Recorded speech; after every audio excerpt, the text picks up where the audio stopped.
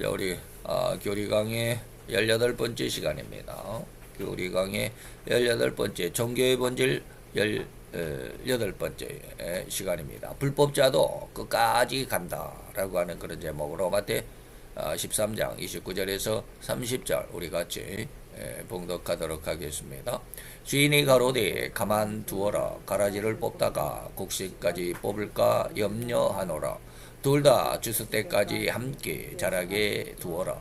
추수 때에 내가 추수꾼들에게 말하기를 가라지는 먼저 거두어 불사르게 단으로 묶고 곡식은 모아 내 곡간에 넣으라 하리라. 아멘. 자, 오늘 이 말씀 속에 우리는 종교에 있어서 종교의 본질, 그 다음에 종교의 자리, 그 다음에 종교의 기원 이렇게 되어 있다고 그랬습니다. 그 중에서 이제 첫 번째 종교의 본질 속에서도 18번째, 20강의 중에서 18번째입니다. 불법자도 끝까지 간다. 거짓 또는 거짓 선지자 아니면 또 가짜 목사, 가라지 종교 뭐 이렇게 말할 수 있는 불법을 행한 자들도 세상 끝날까지 간다라고 하는 그런 내용의 의미를 가지고 있습니다.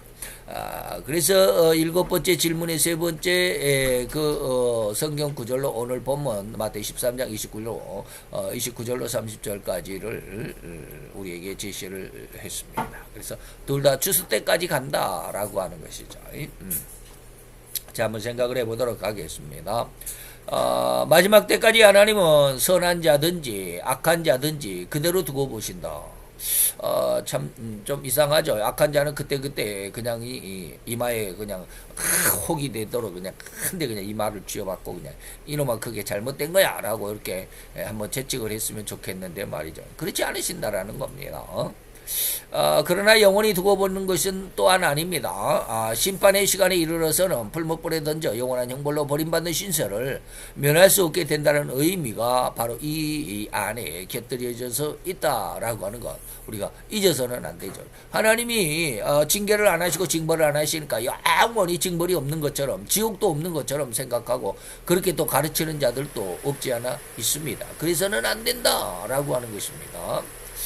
앞강의에서 결코 저들의 생태는 영원하고도 가장 흉악한 멸망과 지옥의 형벌은 아예 들여다볼 생각조차 하지 않고는 웃어먹기에 꽃감이 달달한 식으로 수고와 노력도 없이 이 온 천하 만국의 모든 권세와 그 영광을 얻는 데만 혈안이 된 삶을 선택한 자들이 바로 거짓 목사들, 거짓 종교의 실체라는 사실을 이미 지난 시간에 설명해 드린 바가 있습니다. 자, 이런 상황에서 우리가 이번에 다룰 내용인즉 밭에 뿌린 씨에 대한 과정, 곧 가라지도 같이 자란다라는 의미의 그 내용인데 이 비유의 의미를 깨닫지 못한 제자들이 이 비유를 풀어서 설명해 달라고 해서 설명해 주시는 그런 내용이 되겠습니다. 그래서 마태 13장 36절에서 이에 예수께서 무리를 떠나서 집에 들어가시니 제자들이 나와 가로되 밭의 가라지의 비유를 우리에게 설명해 주세요 라고 이렇게 요청을 했다 이 말입니다. 그랬더니 예수님께서 가르쳐 주셨다라고 하는 것이죠. 여기는 29절로 30절이죠.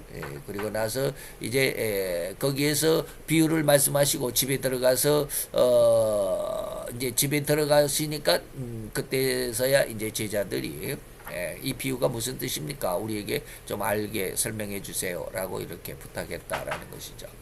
그 가라지들일지라도 예수님이 심판하시는 때까지 다시 말하면 끝까지 세상 끝까지 알곡과 함께 살아간다는 의미를 오늘 이 시간 한번 생각해 봅시다 라는 겁니다.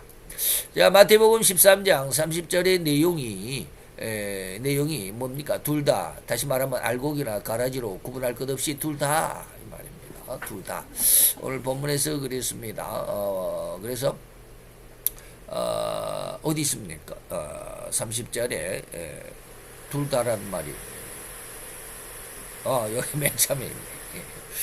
여기다 빨갛게 해놓고도 못 찾네. 둘 다 추수 때까지 함께 자라게 두어라 라고 하셨다라는 것입니다. 예수님이 심판하시는 그날 바로 둘 다 그때까지 잠잠히 냅둬라라고 하는 것입니다. 자, 우리 주변에서 간혹 이런 안타까운 소식을 접하기도 합니다. 데이트 폭력이라는 그런 사건들 말이죠. 친구 사이기도 하고 남녀간의 연인 사이기도 하지만 이런 관계가 어쩌다 물리적으로 혹은 육체적으로 힘이 있는 쪽에서 힘없는 쪽을 구타하고 또 폭행한다라는 그런 뉴스죠. 더 나아가서는 힘없는 상대를 자기 분신이라고도 할 수 있고 자기 분신이 될 수도 있는 그 약한 한쪽을 죽이기까지 하는 이런 흉악한 사건을 우리는 데이트 폭력이다라고 이렇게 말하고 있죠. 만약 그 상대가 그렇게 흉악한 자라는 사실을 알았다면 과연 당신은 그와 사귈 수 있겠는가? 사귀고자 하겠는가? 이 말이죠. 뭐 알았다면 절대로 그 사람 가까이 근처도 못 오게 하겠죠. 몰랐으니까 그랬다 이 말입니다. 절대로 그런 사귐은 일어나지 않을 것이겠죠. 알았다면. 먼저 상대가 이런 흉악한 자라는 사실을 알았다면 말이죠. 그 상대가 그렇게 흉악한 자라는 그 정체를 몰랐기 때문에 사귀게 되었던 것이 아니겠나. 오늘 비의 의미도 바로 이런 의미가 들어있습니다. 우리는 우리 주변에 있는 자들 혹 신자라면 그 신자 자신을 인도하고 있는 신앙의 지도자가 가짜 목사라는 거짓 목사라는 사실을 알 리도 없었기 때문에 저들의 사탕발리 많은 말만을 곧 저들이 전동하는 성경을 잘못 해석하는 말들이 그럴싸하게 들려서 그 말이 유혹이 되지 않았던가 이 말입니다. 즉 절대로 저들이 가라지인 줄을 미처 알지 못했다라는 것이죠. 저들이 지옥의 형벌에 지옥의 마지막 결론이 이를 것이다라는 걸 모르기 때문에 그렇게 가짜에 다시 말하면 이단과 사이비에 현혹되고 거기에 빠져들어간다 이런 말입니다. 그렇게 자신의 정체를 숨긴 채 가라진 가짜 목사요 거짓 목사들이 세상을 흉악하게 판치게 된다라는 그런 의미가 오늘 본문의 내용이다라는 것입니다. 그래서 주님의 육신의 동생이고 종이라고 스스로 고백한 유다, 이건 가론 유다가 아니죠. 예수님의 제자 유다도 아니고 예수님의 동생 유다입니다. 유다서를 저작한 저자입니다. 유다는 나는 예수님의 종이다라고 이렇게 고백하죠. 육신의 동생이지만 동생이라고 하기가 좀 껄끄러운 예수님은 하나님이시니까 나는 그의 종이다라고 이렇게 밝히는 그런 예수님의 동생 유다는 그 얘기로 유다서에서 이런 자들을 뭐라고 표현했느냐면 가만히 들어온 자들이다라고 이렇게 표현을 했습니다. 아주 은밀하게 아무도 모르게. 또한 사도 바울도 역시 갈라디아 교회의 아름다운 신앙이 분란을 일으키는 자들을 이렇듯 가만히 들어온 거짓 형제들이라고 규명하고 있습니다. 그래서 유다서 1장 4절에 보니까 가만히 들어온 사람 몇이 있어서 하나님의 은혜를 도리어 세곡거리로 바꾸고 홀로 하나이신 주제 곧 우리 주 예수 그리스도를 부인하는 그러한 신앙으로 빠져들어가는 아니면 그런 신앙을 갖고 있는 그런데도 우리 가운데 가만히 들어와서 쭈그리고 앉아있기 때문에 우리는 알지 못했다 이런 뜻입니다. 갈라디아서 2장 4절에 사도 바울도 역시 말합니다. 이는 가만히 들어온 거짓 형제 까닭이라. 저희가 가만히 들어온 것은 그리스도 예수 안에서 가지고 있는 우리의 진짜 신앙을 이 말이죠. 우리의 자유를 엿보고 우리를 그들의 종으로 삼고자 합니다. 우리를 꼬여낸다, 꼬셔간다 이런 뜻입니다.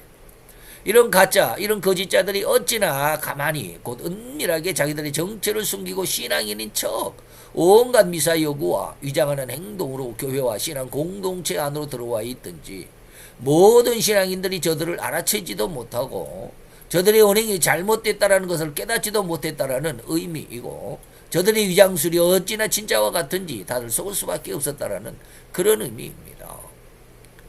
더욱이 예수님을 팔아넘긴 제자 가롯인 유다의 행동이 얼마나 은밀했고 진짜로 위장이 아주 강력했던지 말이죠. 같이 3년 동안 한솥밥을 먹고 함께 행동하고 같이들 토론도 했을 것인데 나머지 11명 중 그 어느 누구도 가롯인 유다의 행동과 그 마음을 읽어볼 수가 없었습니다. 아주 은밀하죠. 인간의 욕심이라고 하는 것은 인간의 마음을 우리가 인간이 들여다볼 수 없기 때문에 그래서 예수님께서는 유다에게 이르시되 내 하는 일을 속히 하라. 아무도 일을 몰랐어요. 이 말씀을 제자들은 무슨 뜻으로 유다에게 이 말씀을 하셨는지 그 앉은 자 중 다시 말하면 예수님의 제자 나머지 유다 빼고 나머지 11명 중에 아는 자가 없었다더라. 그렇습니다. 이렇게 가라지의 생태는 은밀합니다. 알곡들이 미처 알아채지도 못할 정도로 알곡과 너무도 비슷할 뿐이더라 이 말입니다. 그래서 선한 자들이 저들이 그렇게 가장하고 가짜로 분장을 하고 위장하고 거짓으로 분장을 하고 하는 이런 속임수에 속을 수밖에 없더라 이 말입니다. 정말로 나를 도와주는 자처럼 내 곁으로 다가옵니다. 정말로 나를 가장 위로해주고 나를 위해 헌신하겠다고 나를 위해 희생하는 자처럼 다가온다라는 말입니다. 그렇기 때문에 속아가죠. 속아갈 수밖에 없어요. 그러나 그 정체는 그런 위장된 삶, 가짜로 가장된 언행의 그 결말은 절대로 그들의 말이나 희생이나 헌신이 아닐 뿐이고 오히려 내게 희생을 강조하고 내게 헌신을 강요할 뿐이더라 이 말입니다. 오늘 이땡명 씨가 맨날 이땡명 씨 이야기를 하는데 그럴 수밖에 없죠. 아주 온 세상 사람들을 어마어마하게 참 잘하는 것 같지만 온 세상 우리나라 전 국민에게 뭐 200만 원씩인가요? 이번 200만 원씩인가 그거 주자라고 이렇게들 난리법석이죠. 그래서 그걸 이렇게 가만히 계산하면 1조 몇천억이래요. 1조 몇천억. 지난 5년 동안 문땡이 씨가 이 나라의 빚이 우리나라가 문땡이 씨가 대통령이 되기 전에 600조였답니다. 600조가 빚이 있었답니다. 외국에. 그런데 5년 동안에 그 600조라고 하는 것은 우리나라가 처음 이승만 대통령으로부터 시작을 해서 박근혜 대통령까지 오는 동안에 거의 한 70년 동안의 나라의 빚이 600조였는데 70년 동안에 600조였는데 문땡이 씨가 대통령으로 있고 난 5년 동안에 빚이 얼마였냐면 400조입니다. 400조. 5년 동안에 400조를 늘려가지고 문땡이 씨가 대통령의 마지막 날 계산해보니까 우리나라의 빚이 1000조가 됐어. 1000조. 박근혜 대통령 때까지 600조였는데 5년이 지나고 나니까 1000조가 돼버렸다. 우리나라 지금 빚이 1000조입니다. 어마어마하죠. 그런데 그런 상황인데 검사들이 마약을 단속하고 좌우자 단속하고 뭐 수사해야 하고 하는 수사비를 이번에 민땡당에서 500 몇십억인가를 다 삭감을 하고 제로로 만들어 버렸어요. 수사하지 말라는 것이잖아요. 그러면서 온 국민에게 뭐 100만 원씩인가 200만 원씩인가 주자라고 하는 1조 몇천억을 지금 허락해달라고 난리법석이고 그러다 보면 어떻게 자기 돈이 아니니까 이땡명 씨는 자기 주머니에서 나가는 돈이 아니니까 1조 몇천억 그까짓 거 그냥 뭐 이 빚이 되든지 말든지 그거 뭐 자기 주머니에서 나옵니까 1조 몇천억이 다 나라의 국고에서 나와야 되고 그게 빚이 되는데 말이죠. 그래서 남에게 그렇게 온 국민에게 100만 원 200만 원씩 줘갖고 참 좋다라고 그러지만 그것은 자기가 희생하는 것이 아니라 나중에는 그것이 다 뭐예요? 우리들이 갚아야 할 빚이다 이 말이에요. 우리가 세금으로 내가지고 그 세금으로 갚아야 되고 말이에요. 그런 것입니다. 가라지의 의미가 바로 그런 의미인데요. 즉 가라지의 의미가 무엇일까? 알곡과 너무나도 비슷하지만 알곡의 효과를 낼 수가 없는 존재가 바로 가라지입니다. 즉 알곡은 인간에게 씹혀서 알곡은 뭐요? 우리가 밥을 먹을 때 밥을 생각을 해보세요. 인간의 입에 들어가서 씹혀가지고 밥이 돼가지고 이 쌀 나락이 이 벼가 밥이 돼가지고 입에 씹혀가지고 또 짓이겨져가지고 그 희생으로 말미암아 인간의 위 속에 들어가서 소화가 잘 되면서 영양분으로 변하는 그런 작용을 하게 되고 그 영양분을 변해서 인간은 건강을 유지하게 되고 삶을 정확하게 운용해가는 올바른 삶을 살아갈 수 있게 하는 것이 바로 알곡이죠. 그런데 가라지는 뭐요? 그렇게 유익한 알곡의 모양을 가지고는 있을지라도 정작 가라지는 인간의 피부에 긁힘. 여러분들 그 왕겨 한번 담아보셨습니까? 왕겨. 정미소에 가면 나락을 이제 정미를 합니다. 쌀로 만든다 이 말이에요. 껍데기를 벗겨내야 돼요. 그 껍데기가 겹니다. 왕겨라고 하는 것이고.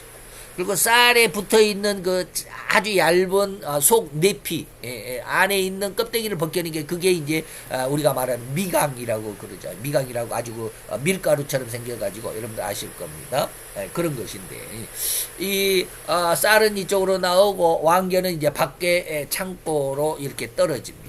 그러면 이제 정미소에 가가지고 돈을 그 한 푸대에 얼마씩 주고 삽니다. 저도 한번 해봤는데 거기에 들어가면요 큰 푸대 어마어마하게 사람 키만한 어렸을 때 저희 키만한 거의 한 1m 정도 되는 이 넓은 어마어마 거기다가 막 쑤셔 담아야 됩니다. 그 위에서 그냥 막 왕개가 떨어지면 그 삽으로 그거 퍼다가 그 푸대에다 담아가지고 푸대도 막 또 짝대기로 막 두들겨 가지고 막 쌓아 넣어야 되는 거예요. 근데 그냥 우리 몸으로 이렇게 들어갔다가는 큰일 납니다. 그냥 뭐 우리가 머리만 잘라도 머리가 이 목으로 들어가면 가렵잖아요. 온 몸으로 막 들어가니까 얼굴을 싸매고 머리를 싸매고 눈만 빼꼼하게 내놓고 온몸 마스크에다가 그냥 뭐 틈새기 하나 없이 해야 됩니다. 그러지 않으면 그 완교가 들어가가지고 우리 몸에 굉장히 가려움증을 유발하고 그냥 막 피부가 이제 상하게 되죠. 막 간지러우니까 가려우니까 막 긁으면 바로 그런 겁니다. 가라지는 인간의 피부에 긁힘을 주고 가려움증을 유발하는 그런 역할을만 할 뿐입니다. 거기서 팍팍 긁으면 피부가 상하게 되고 상처 많이 남죠. 이게 가라지입니다. 또한 인간의 입속에서는 우리가 잘 씹히지도 않죠. 우리가 가끔 가다가 그 나락 하나 있으면 잘 안 씹히죠. 이빨이 그냥 찍 해가지고 씹히지도 않습니다. 다시 말하면 희생이 없다라는 말입니다. 씹히는 느낌조차도 다르지 않습니까? 사람이면 누구나 한 번쯤 가라지, 다시 말하면 올바른 음식이 아닌 잘못된 음식, 또 음식 재료들, 이 모두가 다 가라지라고 할 수 있는데 이런 가라지를 씹어보지 않는 사람은 없을 정도입니다. 이것을 유다서에서는 애찬의 암초다라고 이렇게 말합니다. 애찬, 큰 잔치, 아주 평화롭고 아주 즐겁고 기쁜 잔치의 암초다. 이 돌을 우리가 막 밥을 먹을 때 돌 하나 칵 씹으면 이빨도 아프고 그냥 아야 그러잖아요. 그런 것이 바로 애찬의 암초다라고 유다는 기록하고 있습니다. 자, 그리고 더 나아가 만약에 입에서 넘어가 위로 들어간다면, 그것이 이제 모든 것을 다 통과 위로 넘어간다면 이것은 또 얼마나 흉악한 일이 일어나겠는가 이 말이죠. 다시 말하면 배탈을 불러일으켜 소화가 안 되고 배탈이 난다 이 말입니다. 그런데도 하나님이 이러한 배탈을 일으킬 수밖에 없는 근원인 가라지들을 왜 이리도 가만두고 보시는가? 왜 그 순간순간 징계하고 징벌하면 온 세상에는 절대로 악이나 불법이나 탈법을 편법을 자행하는 자들이 없어지고 너무도 아름답고 평안하고 좋은 나라와 세상이 될 텐데 이 말입니다. 왜 하나님은 즉각 처벌을 하지 않느냐? 그런데도 하나님이 이렇듯 즉각적으로 징계와 징벌이 주어지지 않음으로 인해서 인간의 교만함, 죄악의 흉악함은 오히려 이런 긍휼함과 사랑으로 인한 결말을 기다리시는 하나님을 오히려 왜곡시켜서 유혹하고 반대적으로 나타난다. 하나님이 징벌을 즉각 안 하니까 오히려 그것을 이용해 가지고 하나님을 악하게 만들더라 이 말입니다. 다시 말하면 거봐 하나님은 없어. 우리가 아무리 이러저런 흉악한 일을 저지르더라도 이렇게 나는 번듯하게 잘 살잖아. 그런데 뭐 천벌이 어쩌고 어째? 라고 말하면서 하나님이 없다라고 막 하나님의 징계가 즉각적으로 나타나지 않으니까 이러면서 죄악의 심성을 더욱 강하게 강화하더라 이 말입니다. 그래서 제가 이 성경 구절을 몰랐어요. 근데 의미는 알죠. 그래가지고 그래서 제가 깜짝 놀랐는데 제가 이제 이 챗 GPT에다가 이렇게 물어봤어요. 의미를 제가 이렇게 물어봤어요. 하나님이 즉각적으로 죄를 징계하지 않으므로 인간의 죄악된 마음이 더욱 강력하게 강화받는다라는 성경 구절을 아니? 라고 이렇게 물어봤더니 와, 챗GPT가 금방 답을 해줘. 저는 이거 찾으려면 한참 걸리거든요. 성경 안에서 성경에는 이러한 개념을 다루는 구절들이 있습니다. 특히 전도서 8장 11절이 그 예입니다 라고 하면서 즉각적으로 대답을 해주더라고요. 그래서 제가 깜짝 놀랐어요. 와, 이 챗GPT가 이런 것까지 다 알려주네.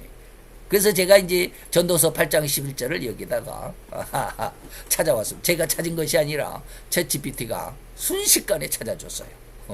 그래서 자, 무슨 뜻이냐면 제가 이런 의미는 알아요. 방금 제가 이제 챗GPT에게 물어봤던 것처럼 이 의미적인 것만 이렇게 하나님이 즉각적으로 죄를 징계하지 않는다.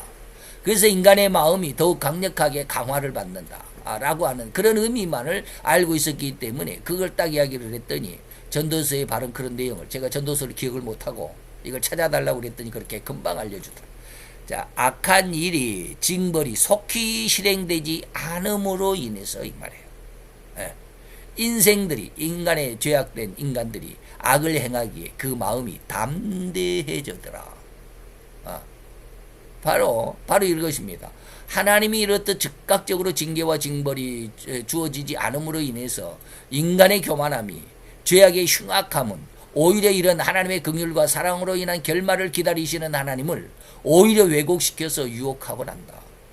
하나님이 없다. 그러니까 하나님이 그냥 즉각 징벌을 안 하고 징계를 안 하니까 하나님이 어디가 있어? 그러면서 더욱 죄를 짓는데 더욱 강력하게 죄를 짓더라. 강화되더라 이 말이에요. 이게 전도서 8장 11절입니다. 제가 구약을 많이 안 읽어가지고 이런 말씀이 있는데 어디가 있는지를 몰라가지고 챗GPT에 내가 물어봤습니다. 자, 그러나 하나님이 인간들의 가장 흉악한 이런 죄악의 모습, 그러한 삶과 말시라 할지라도 여전히 징계나 징벌이 부어지지 않고 하나님은 아예 없다고 할 정도로 묵묵부답인 것 같은 이러한 상황은 하나님이 진짜로 없어서가 아니라 절대로 하나님이 인간을 그토록 사랑한다라는 표현임을 우리는 알아야 합니다. 굉장한 뜻입니다. 하나님이 왜 이렇게 세상이 이렇게 흉악하도록 내버려 둘까? 왜 이땡명이를 저렇게 그냥 아주 그냥 흉악한 놈을 그대로 방관하시고 그냥 한번 그냥 뒤통수를 한 대 때려가지고 눈이 푹 튀어나오더라. 그렇게 하나님이 혼쭐 내줘야 되는데 왜 안 하실까? 저러니까 저를 따르는 사람들이 저렇게 많아지고 말이죠.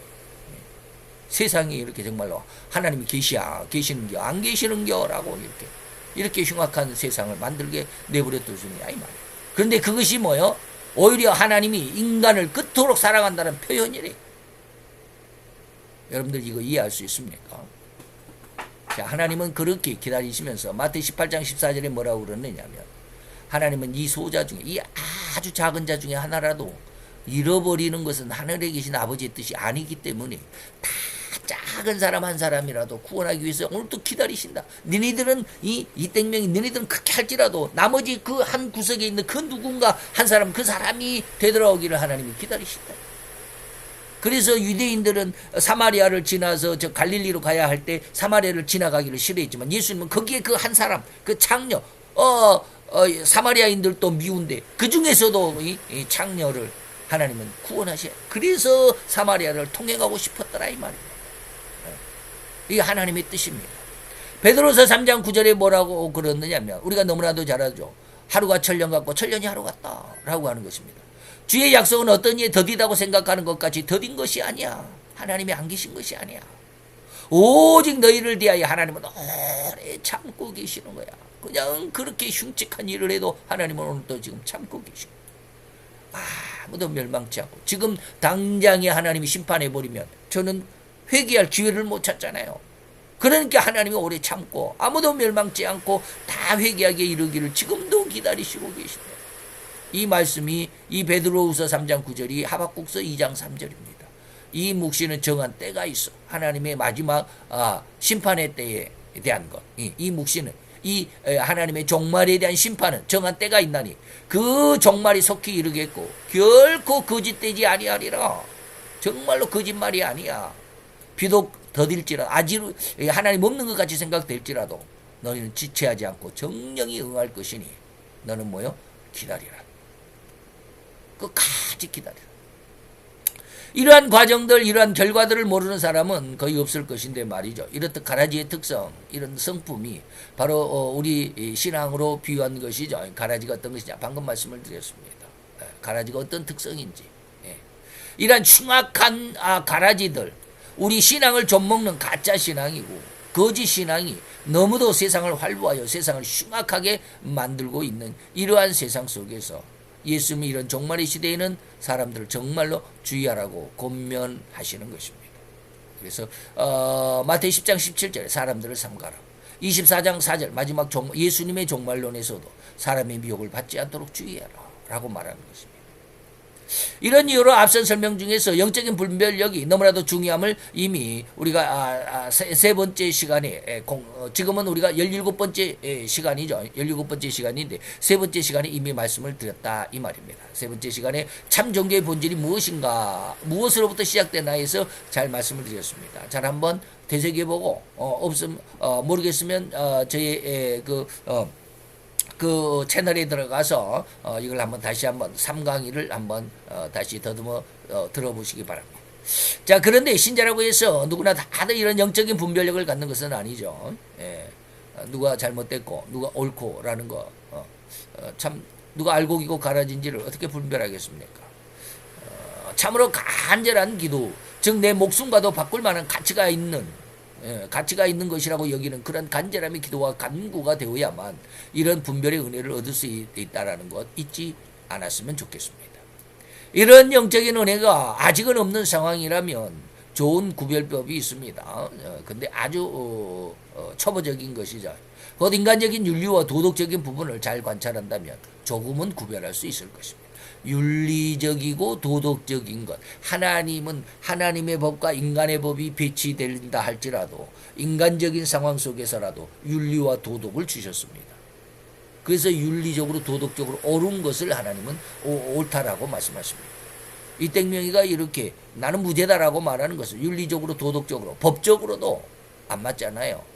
아니 자기가 잘못했으면 잘못한 것에 대한 정확한 처분, 법원의 처분과 그리고 응당한 징역형의 어떤 그런 처벌을 받아야 되잖아요. 근데 그걸 안 받으려고 이렇게 온 사람들을 그냥 선동질을 하고 이 난리법석이잖아요. 윤리와 도덕에 맞아야 된다 이 말입니다. 왜냐하면 저들은 곧 가짜요. 거짓자들은 절대로 윤리와 도덕적인 언행이 거의 없기 때문입니다. 말과 행동이 절대로 일치하지 않는다라는 것입니다. 우리가 흔히 말하는 언행 불일치의 삶이라는 것. 그래서 영적인 어떤 은혜가 없다 할지라도 영적으로 이 사람이 잘됐다 잘못됐다를 분간할 수 있는 그런 능력이 없다 할지라도 윤리와 도덕적인 모습을 우리가 잘 살펴보면 정확한 것을 완전히 100% 정확하게 우리가 분별할 수는 없다 할지라도 어느 정도는 분별할 수 있는 귀한 기준이 되고 은혜가 될 수 있을 줄로 믿습니다. 그래서 오늘 본문 안에서 우리는 무엇이 가라지고 무엇이 알곡인지 그런데 참 안타깝게도 이 불법자들 가라지도 세상 끝까지 같이 가기 때문에 우리가 이것을 분별하기가 약간 쉬운 것이 아니다라는 것 우리가 잘 기억을 하시고 하나님의 은혜 가운데서 가장 올바른 선택, 올바른 눈, 해안 그리고 영안을 가질 수 있도록 많이 수고하고 노력하시기를 바랍니다. 기도합시다. 할렐루야. 주님, 오늘도 여호와의 귀한 은혜 모은 척을 감사드리나이다. 아버지는 세상의 가장 흉악한 자들도 마지막 때까지 끝까지 자기의 정체를 숨기고 아버지는 자기가 온전히 온전한 자라고 이렇게 성령의 역사함이라고 이렇게 아버지 위장하고 아버지며 가장하고 있다라고 하는 것. 우리로 아버지의 경각심을 갖고 저들의 잘못된 것, 저들의 옳지 않는 것, 저들의 악한 것들을 능히 분별하여 아버지 이것을 드러낼 수 있도록 귀한 믿음의 은혜와 그리고 또한 우리 심령의 은혜도 허락하여 주시옵소서. 주의 영광의 빛이 우리 가운데 함께 하셔서 마지막 세상 끝날까지 우리로 인하여 하나님 앞에 온전히 아버지의 또 굳게 그리고 올곧은 신앙으로 흔들리지 않는 신앙의 뿌리를 가질 수 있는 귀하고 아름다운 주님의 아들과 딸들로 잘 성장할 수 있도록 축복하여 주시옵소서. 예수 그리스도의 이름으로 감사하며 기도하여 싸움나이다. 아멘.